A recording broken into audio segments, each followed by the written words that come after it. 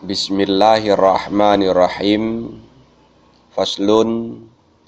Bermula ini itu satu fasal. Dan bermula solat ketakutan itu sabit atas tiga segala pembahagian. Bermula salah satunya tiga itu bahwa adalah musuh itu pada selain arah kiblat. Maka membagi akan mereka itu jamaah oleh imam akan dua kelompok.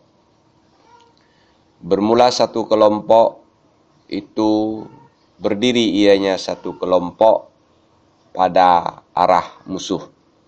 Dan bermula satu kelompok itu berdiri ianya satu kelompok di belakangnya imam.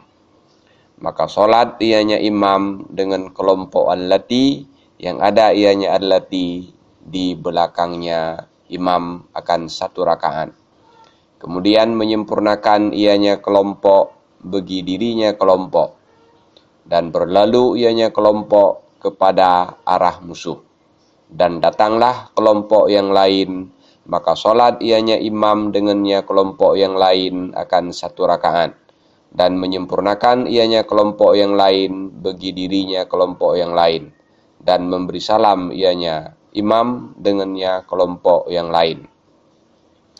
Dan bermula yang kedua itu bahwa ada ianya musuh itu pada arah kiblat. Maka membuat saf akan mereka itu jamaah oleh imam akan dua saf. Dan bertakbiratul ihram ianya imam dengan mereka itu dua saf. Maka apabila sujud ianya imam, niscaya sujud besertanya imam oleh salah satu dua saf. Dan berdirilah saf yang lain, hal keadaan saf yang lain itu menjaga ia saf yang lain akan mereka itu imam dan saf yang awal.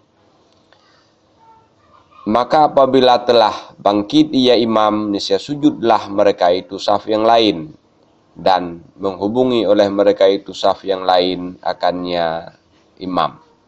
Dan bermula yang ketiga itu bahwa adalah perbuatan solat itu pada bersengatan takut dan pada berkecamuk peperangan. Maka solat ianya seseorang bagaimana memungkinkan ianya keadaan akannya seseorang.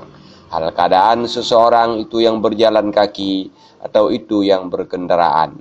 Hal keadaan seseorang itu yang menghadap kiblat dan itu tiada menghadap baginya kiblat. Faslun bermula ini itu satu fasal. Dan haram atas segala laki-laki oleh memakai sutra dan oleh bercincin dengan emas. Dan halal ianya memakai sutra dan bercincin dengan emas bagi segala perempuan. Dan bermula sedikit emas dan banyaknya emas pada haram itu sama. Dan apabila adalah sebahagian kain itu sutra. Dan bermula sebahagiannya kain itu kapas atau itu rami. Niscaya bolehlah memakainya kain selama tidak adalah sutra itu yang lebih banyak. Wallahu a'lam bisawab. Walhamdulillahi rabbil alamin.